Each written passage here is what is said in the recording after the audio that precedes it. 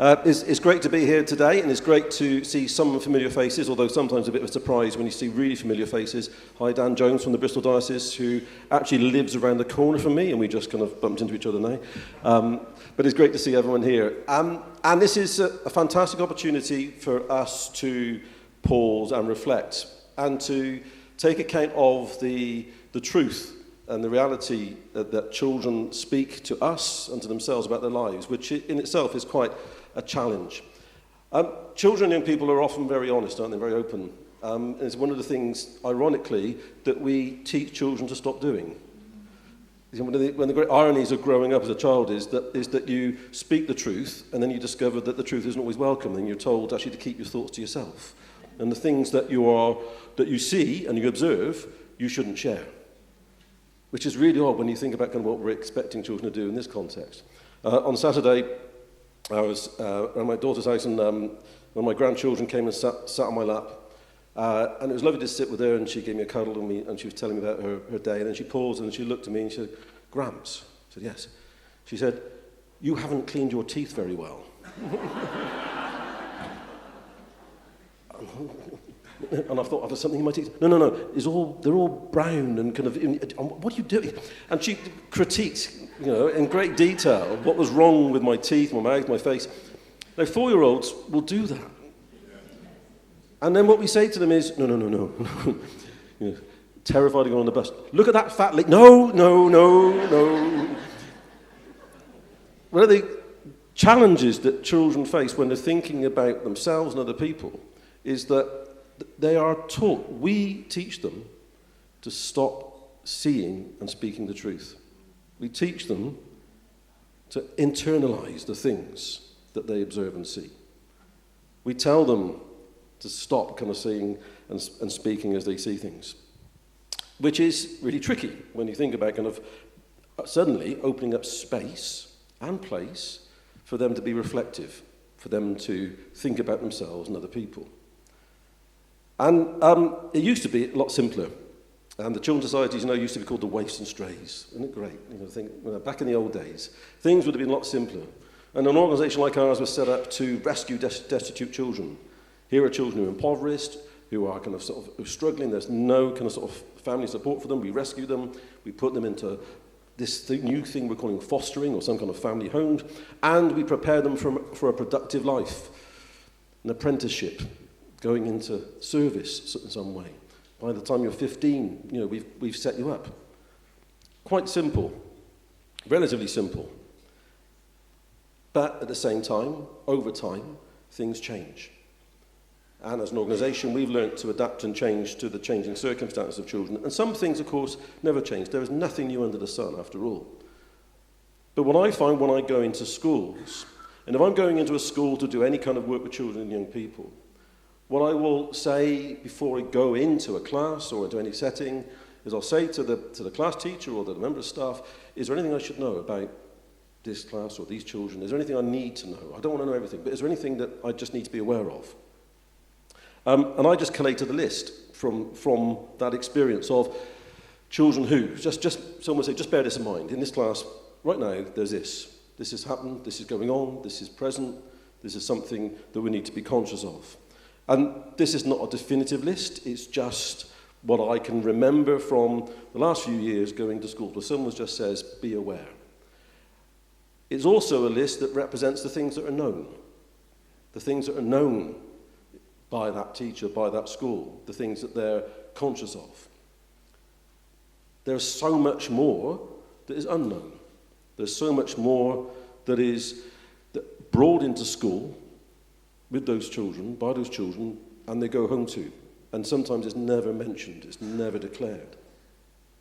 A few years ago, we were asked when we were doing some of our Wellbeing work particularly, we were asked by a primary school to come and do a bit of exploration within the school, because in the summer holidays, a father of two of the children in the school had murdered those children and then took his own life because of his dispute with his ex-partner.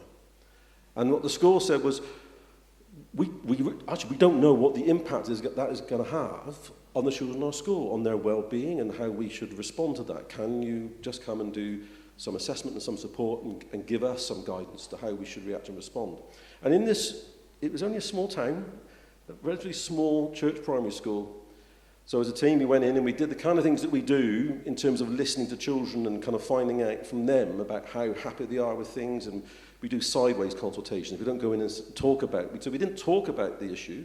We just want to explore from children about kind of how they were managing and how they were coping with life and the things that mattered to them. And we discovered two things. The first thing that we discovered quite quickly on was that to some extent that particular awful incident did not register with all of the children because so many of them were actually managing their own trauma. There was something in their family, something in their life, something in their kind of sort of space that was far more dominating than something that happened to somebody else, even though it was a traumatic and terrible incident. The other thing that we learned was that the value that the children placed on the relationships with those staff in the school was huge. There was real meaning to that relationship. And so the way in which the children were managing some of that trauma, that difficulty, related to the value they placed on the love and the care they were receiving from those staff. So we were able to kind of give back to the staff very affirming kind of responses. But one thing struck me kind of sort of quite forcibly when in some of the things that we saw and experienced ourselves. And I was in I think it was a year 5 class it was.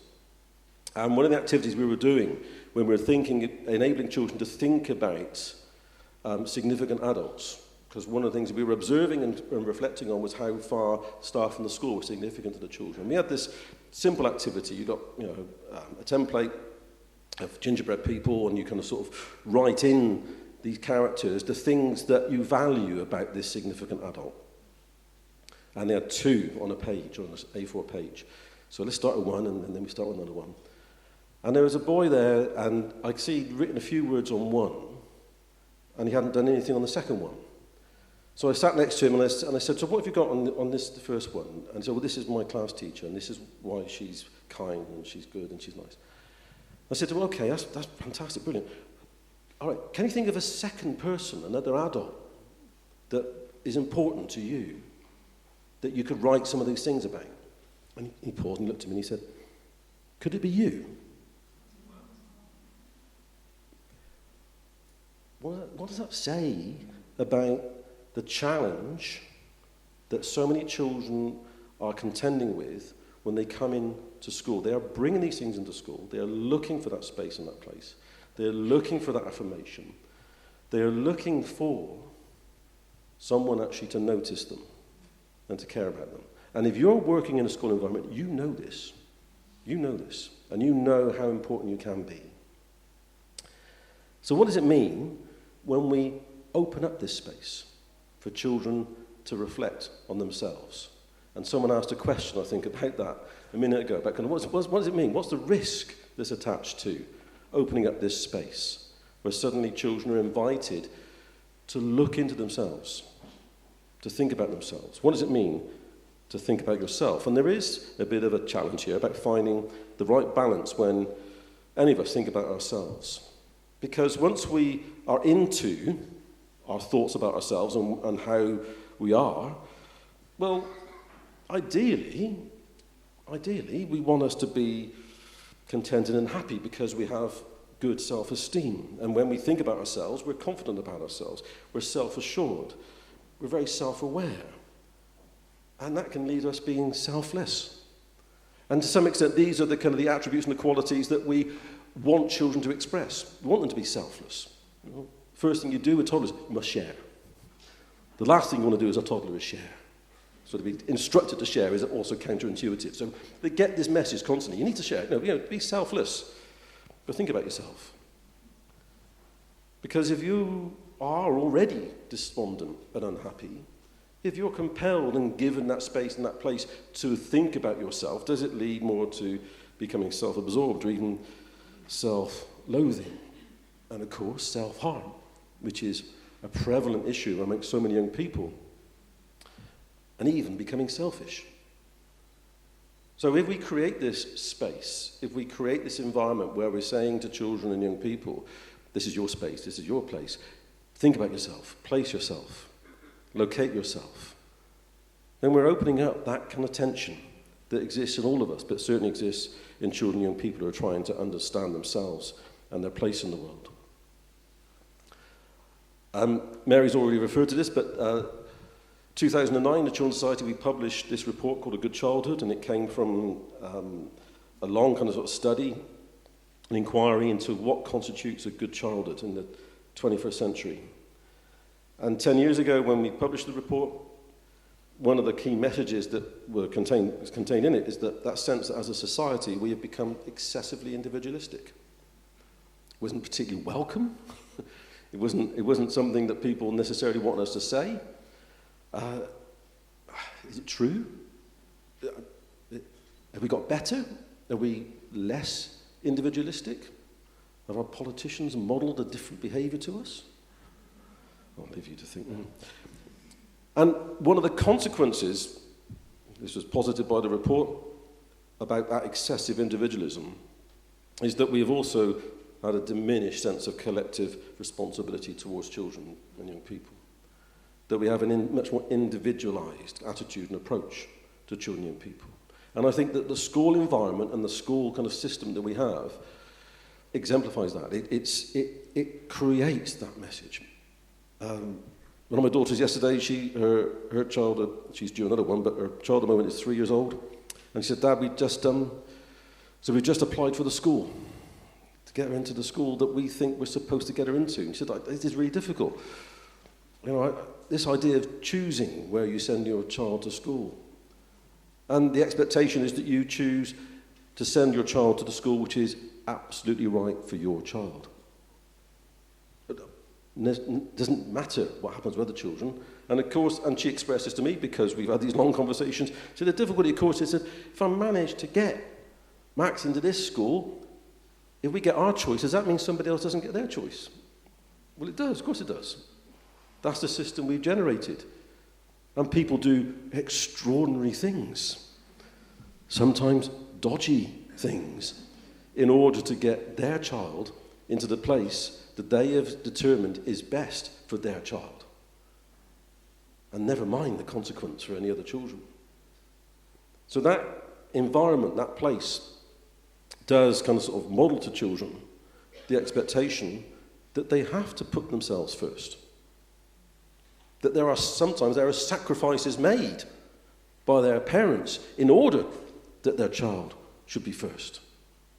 And so there is an additional burden for some children that they know full well that is expected of them, that they achieve and they do exceptionally well because sacrifices have been made.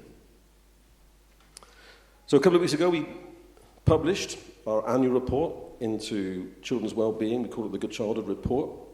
And every year we've, since that initial kind of 2009 report, we've published an account of what we have gathered together in terms of an understanding of how children and people report themselves on their well-being.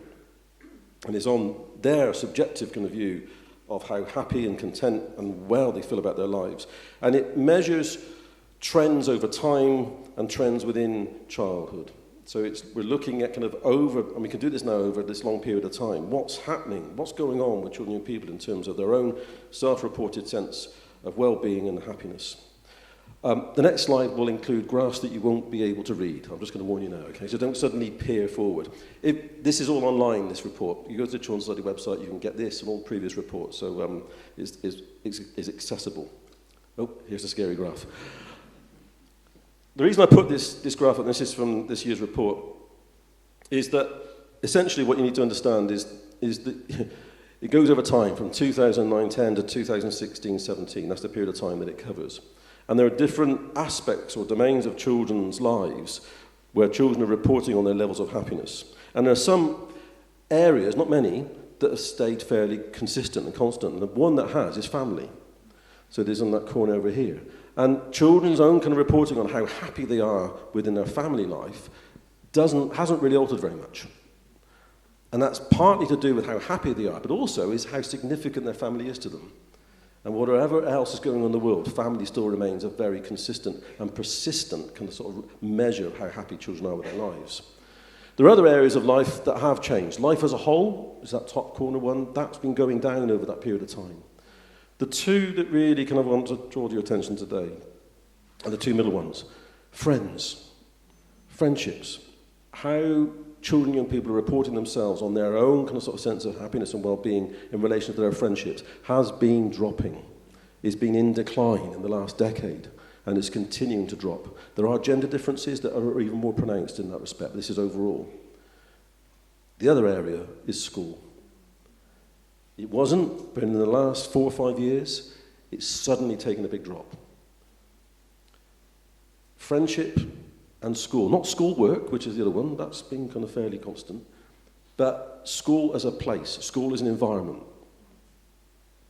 So children are reporting themselves a diminishing sense of happiness and well-being about their relationships with each other and about kind of being in school itself. That's a rather uncomfortable message. And one of our other daughters, I've got 4 daughters, by the way. I've got 4 daughters, 3 granddaughters, and a granddaughter on the way. Just to set the gender scene for me a minute. One of my other daughters, she's a primary school teacher, and I was talking to her yesterday about kind of, as she's starting up kind of with a new class. And she said, I'm still trying to find in myself, because she's 3 years into teaching, still trying to find myself the right balance between setting the kind of the order and the boundaries and all the things, the structure that's needed, and the fact that these are children who just desperately need to be loved. And the two aren't incompatible, but she's just trying to work out, how do I create a space in this class where children feel valued as well as all the things I have to do as a teacher. And the reason why I think this is so significant is something that I've been talking about for 10 years, which is talking about children's well-being, not their well-becoming. Children's well-being is very different from their well-becoming. And I have to say, in terms of an education system, we are only interested in their becoming. That's the only interest of the education system is in what children will become. And we set targets and we set points, significant points in their journey through kind of their childhood and their school life, where we are saying, keep going. All right, keep going. All this is preparation for. This is just moving you on to the next step, to the next stage. So our education system has done that. And those who have to work within the system, that's one of your struggles, isn't it? Because that's sometimes feel all you're doing is creating this kind of baton, of kind of keep moving.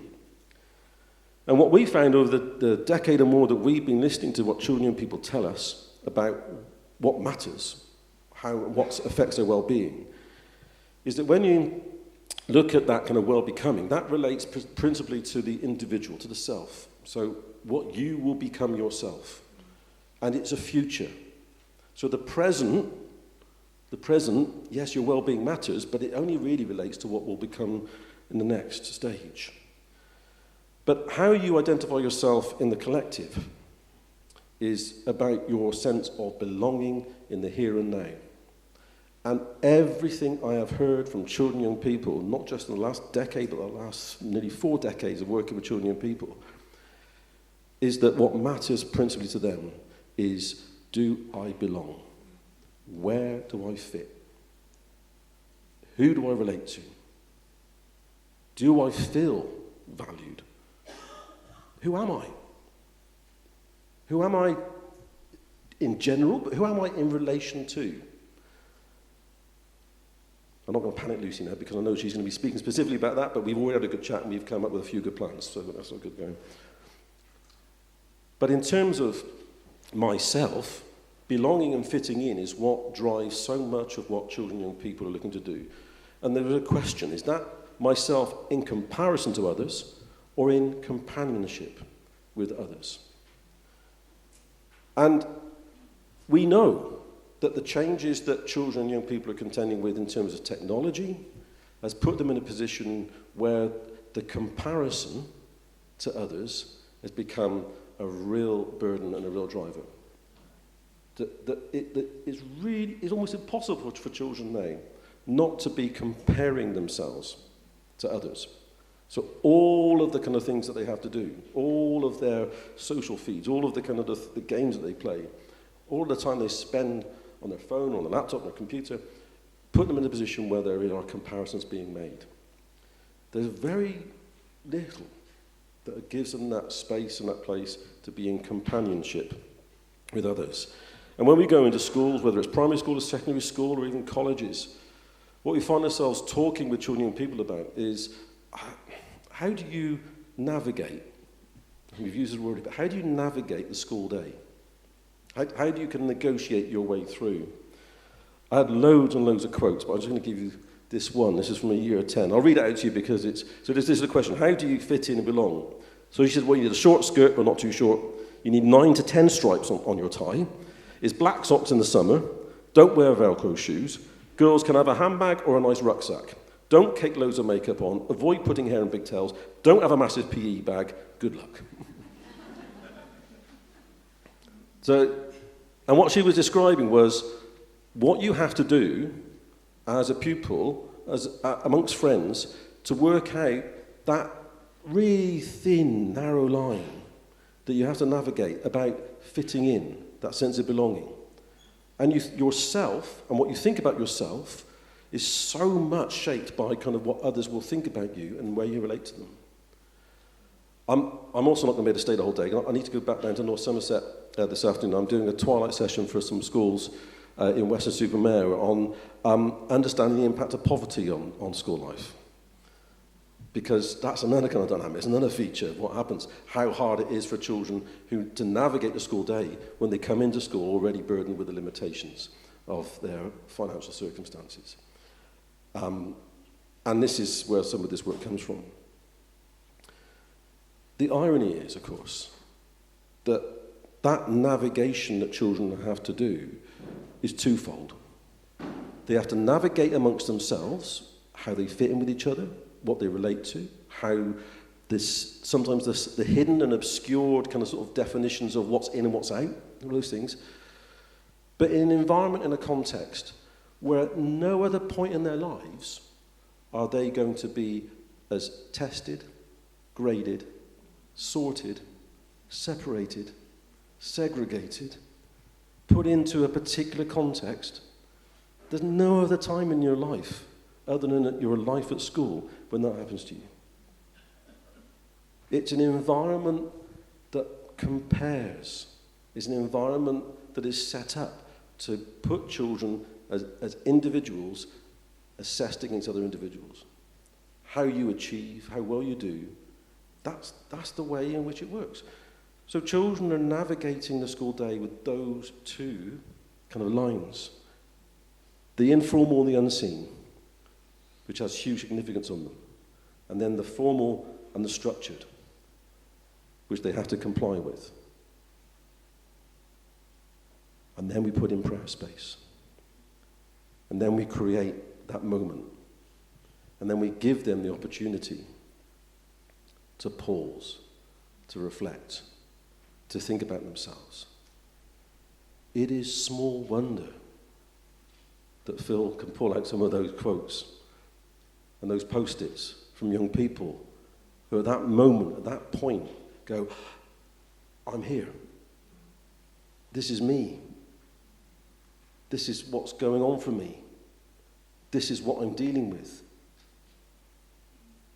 It's small wonder because there are scant opportunities for children and young people to do that. There are limited opportunities for them to do that. And I do say that we should give them that space and that place. And I also say that if we do that, and if you embark on this process, be prepared. Be prepared for the consequences. Not just for the individual child and young person, but if you are in a school system, and particularly if you're in leadership in a school, for what it might tell you about the way in which you are structured and the things that you do. Be prepared. When I later on doing this twilight session, actually I'm beginning that with all the staff in front of me. I'll say, if you want to know what children think about what it's like to be poor at school, well, think first, do you really want to know? Because once you know, you can't unknow.